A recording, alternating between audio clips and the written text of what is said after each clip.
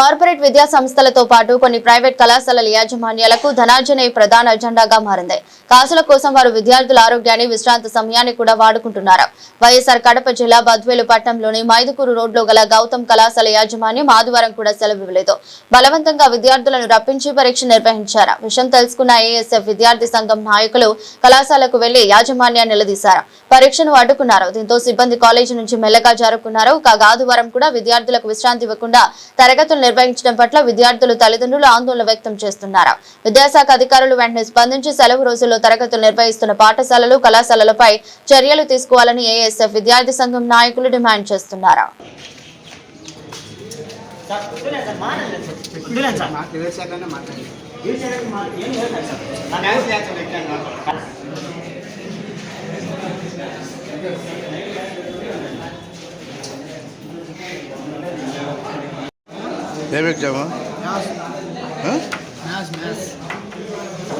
ప్రతి సండే పెడతారా? ఈ సండేనా పెట్టింది?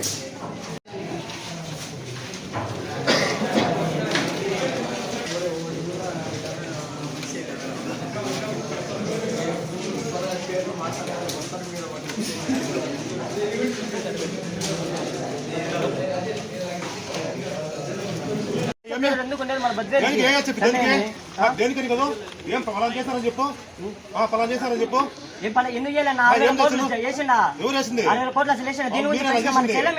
మీరే వచ్చి ఇప్పించింది. చదువుకునే పిల్లలు ఎందుకు ఉండదు? ఇంకా ఎగ్జామ్స్ రాసుకుంటే ఫైనల్ ఎగ్జామ్స్ క్యాన్సిల్ అవుతాయి.